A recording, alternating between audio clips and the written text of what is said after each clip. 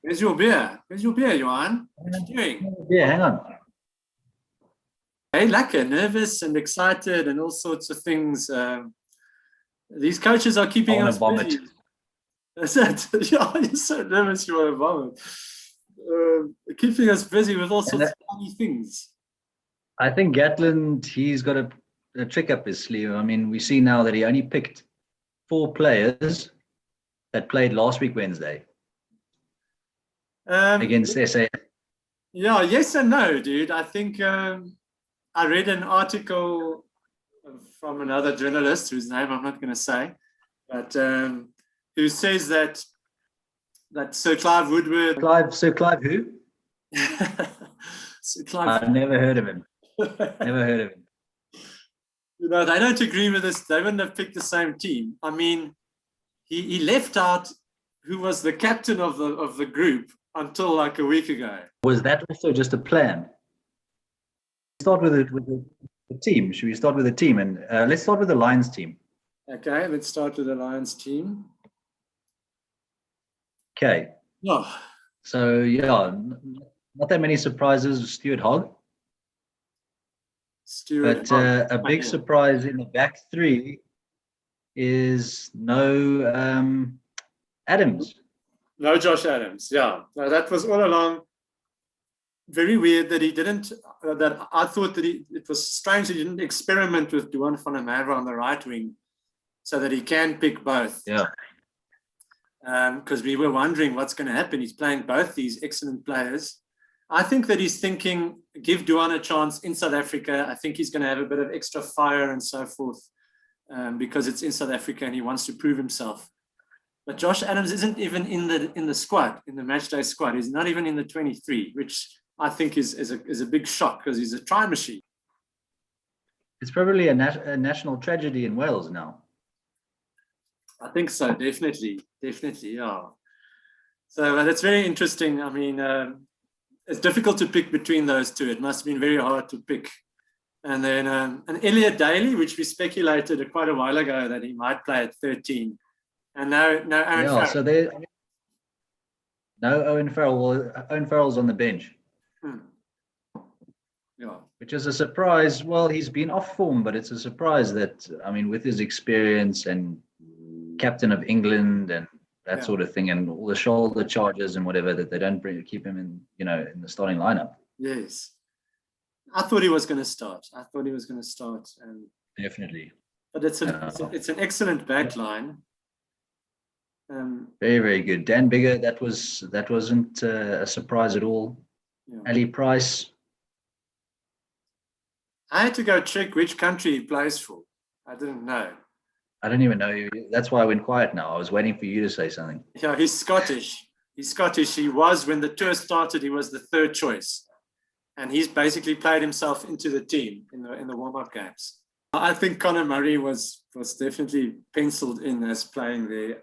But he was very weak. He was very weak against SAA team last week. Yeah, no, true. Conor Murray, I mean. He's picking on form. I think he's picking on form. I think, except for Courtney Laws, which I think is a pick to counter our size. And if you look at the bench, Courtney Laws is going to move to the lock at some stage, and then he's going to unleash Watson and Byrne, and that scares me. Yeah, especially when you think that who we have on the bench. Yeah, Reinhard Elstad and Lewitt. Yeah. But that means that Courtney Laws is going to play the whole game. If he moves him to lock. And he's probably going to have to take his captain off. I don't know if he has the legs to carry on. It will be interesting. Or maybe he's going to take one of Tom Curry off, or I don't know. But then both locks are going to have to play the whole game. It's going to be interesting to see. But he's definitely going to bring them on. And then our defense is going to have to be very, very strong. Yeah. But big surprise that Toby Falatau isn't there. Yeah, no. But that Jack Conan is a monster. That guy's big. Yeah, he is a monster. Yeah. And he is a monster. It's just Toby Falatau's the tried and tested, No, definitely. And he's on form. He played very well against the Stormers. So I think he's playing the form players. Same with And Luca and Dicky. Yeah, front row. Luca and Dicky had a great game against the Stormers. Tad, Furlong. There was an obvious one in Wyn Jones. How are they gonna size up against our front row, I wonder? Well, I'm of the opinion that of all the front rows on the bench, that our tight five, I think, is better than theirs. Only just.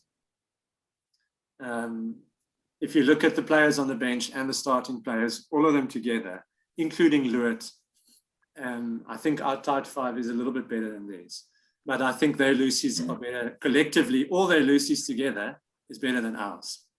But a lot of people believe that the games are won in the tight five. So hopefully, maybe I'm grasping at straws, but that's what I hope. Yeah.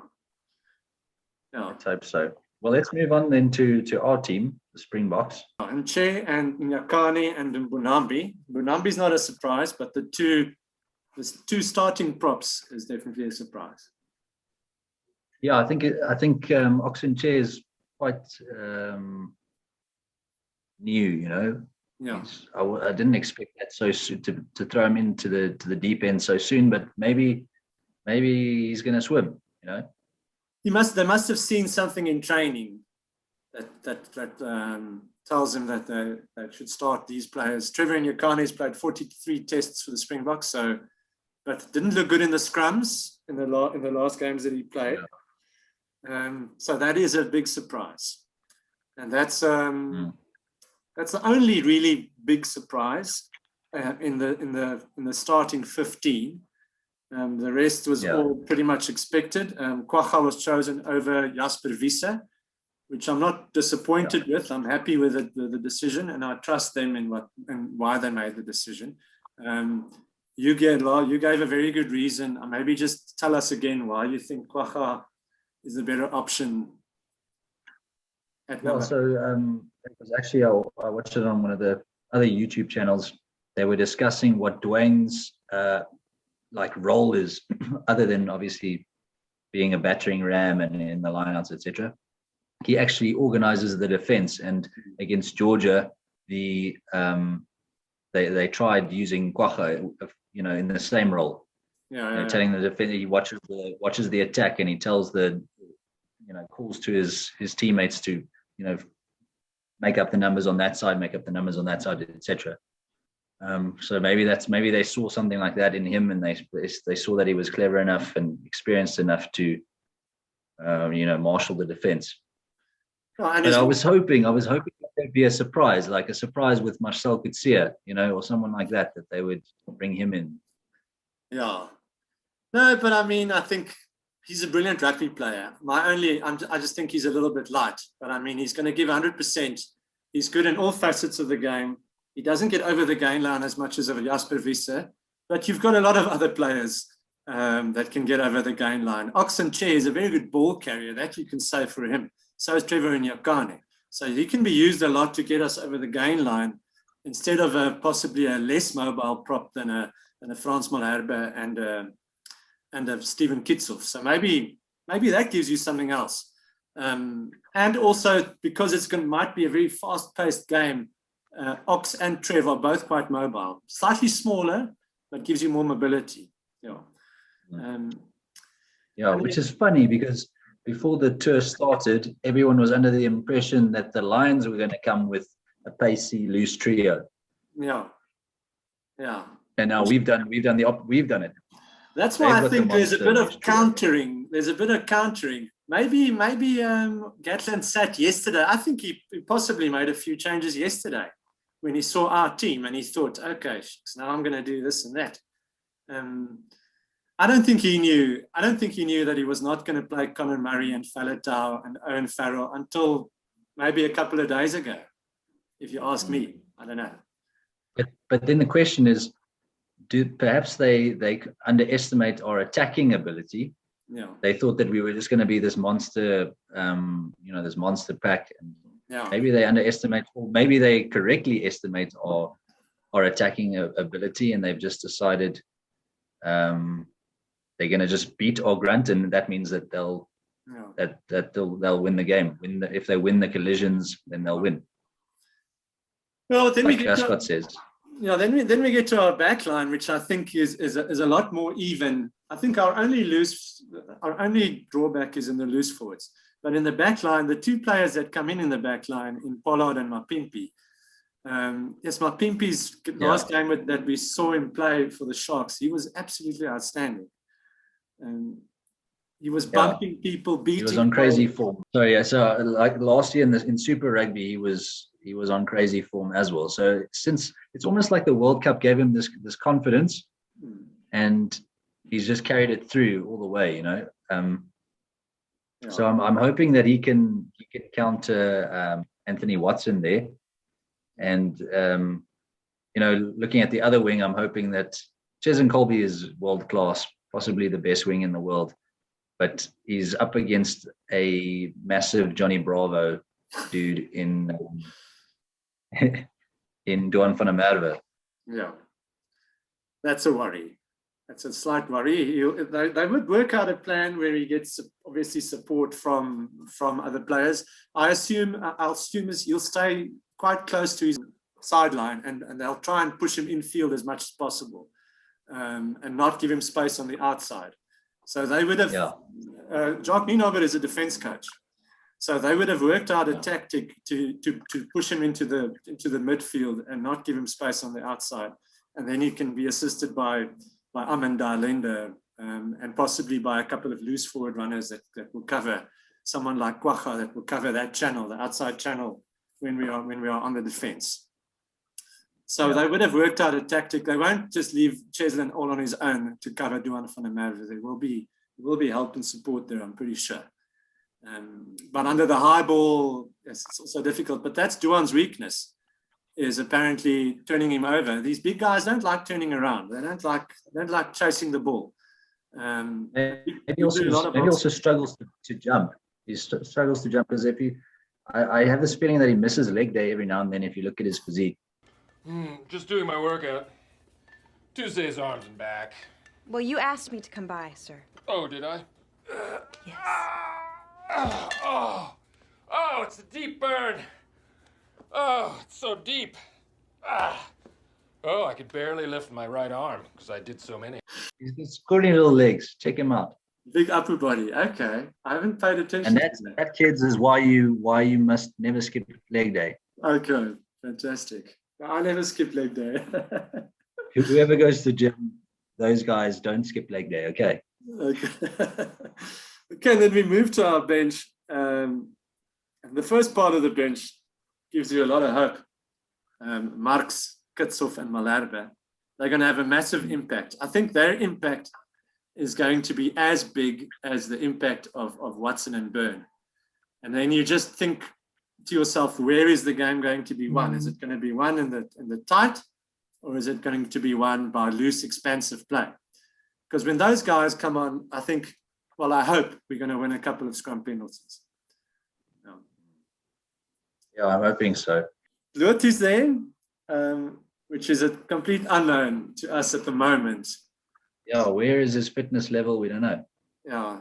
Last I heard, he was still injured, brought into the squad with an injury, and then he had COVID, and now he's on the bench. So, yes. Yeah, I mean, when was his surgery? It was like 2 months ago. Yeah, no, it was still for sale. He was still next to the field with his arm in a sling. With a huge mullet. Luckily, he cut that off. Yeah. Yes. How did we get here, though? How did we get from having all these like awesome fit locks to like putting like guys on the bench that haven't played in like a year and that sort of thing? Problem. Like Snyman is also not available. No. It's terrible. Yeah, and then another relative unknown in Reinhard Elstad. The only reason why I can think that he is in the squad is because of his versatility, because he can cover 6, 7, and lock. But we know hardly anything about him. I haven't seen him play a good game in so long. I don't watch a lot of the European rugby, And the time that he has come on for the SAA team and stuff, it was very mediocre. There was nothing really to, and now Yeah. he's in the team. Yeah. Generally, we like excel with bringing these impact players on. If you think back to 2009 and just over the last decade, Yeah. bringing on superstar impact players, and he's not that. I mean, No. if anything, you should maybe start that guy and bring on Kwacha or Yes. whoever, you know. Now, if you compare him to the two loose forward options, I've mentioned those names a lot, but I've been really impressed by them. If you compare him to Byrne and Watson, the Lions would think they've got nothing to worry about, you know. Yeah. And then we were also disappointed a little bit in the backline subs. We've gone for a 5-3 split, and that's because of the possible lack of fitness of Mapimpi and Pollard has been mentioned. So that's fine. I understand the reasoning behind that. But Elton Jantjies hasn't looked good in the 2 games that he's played. And Morné Steyn is on very good form. So that's a surprise for me. Herschel I'm fine with, and Willems I understand because he's a player that can cover a lot of positions. But I also I also think that. Yeah. Sorry, man. With Willems, I thought that he actually outshone Frans Steyn. Yes. Yeah. So. But there's another option of Jantjies, Morné Steyn, and JC Kriel. Then you're covering scrummy. You're covering Morné Steyn can cover fly half and fullback, and you've got JC Kriel who can cover 12, 13 wing and fullback. So that was another possible option. And then you've got a much better goal kicking option on the bench. No, Elton Jantjies is a very good goal kicker. I just don't think he's on form at the moment. Yeah, and, maybe lacks a bit of confidence at the moment. Yeah, but it's a bit of an underwhelming subs bench, eh? Yes, no, definitely. But they're the coaches. They've watched these players train for hours and hours and hours on end. So they've never let us down so far, and we trust them. So we hope for the best. Closing statement. What do you think? What's going to happen? Putting you on the spot. I don't know. What do you think, Hansi? What do you think what's going to happen? I don't know. I think I want to believe that the Springboks are going to play it tight, and that they'll be able to close down the game breakers, and that they'll be able to win the collisions with Laws and the other Lucy's. But it worries me that we might not be able to win those collisions. Yeah. And I'm worried about Duan van der Merwe being all fired up and possibly scoring a brace of tries. I'm worried about that. I think they are going to score first. I think they're going to score the first try. I am worried. I'm very worried. I will never not back the Springboks. Even when whoever was the coach, I'm not going to mention names again. I think if it's a tight, proper test match, I think we can win. But if you look at the players man for man, I think the Lions will be favourites. But it's difficult to tell with the opposition that they played against. He's thrown together a team. I think that's a drawback for Gatland. He's thrown together a team that's not really played together. He picked what looked like 2 teams, and then he didn't pick any of those 2 teams. He picked a combination of these 2 teams. So he surprised everyone in that, like Ali Price and Dan Bigger haven't played together at all. Henshaw and Daly haven't played together at all. Henshaw's been picked at 13. He hasn't played at 12 once in this tour. Jack Conan hasn't played with those 2 Lucy's at all. Courtney Laws played 1 game at 6, and then he didn't pick him again. So if the idea of the warm-up matches is to let guys play together, then he's done himself in. Because they haven't played together. He's picked a completely new team out of the guys that have played together. And if I'm going on tour, That's what I, when you've coached rugby, which I have done a little bit of at primary school level, you when you're warming up for the last 2 games, maybe 1.5 games for a half and a full game, you pick your best squad and you let them play together. And he hasn't done that. So that's very interesting and a little bit weird. But these guys are pros. They'll be able to adapt quickly. But it's been disruptive for both sides, I think. Yeah.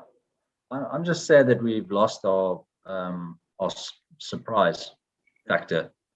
I think last week Wednesday was a bit of an eye opener for the Lions, and I think that they hopefully they won't be able to change anything to address that. But the fact that they've put in that massive loose trio worries. But look at it like this. Prediction.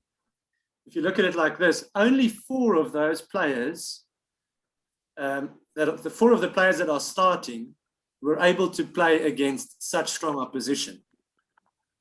The other 11, maybe they'll get surprised by it. Maybe we'll still have that element of surprise. The other 11 played against the Lions and the Sharks in Province. So only 4 of their starting 11 has been able to test themselves against really strong competition. The rest haven't.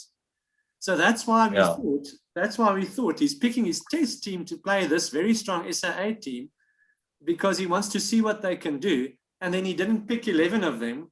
And they like Jack Conan, he's going to run onto the field, and now all of a sudden he's going to be being tackled by Ibn Etzebet. That's a different game, you know.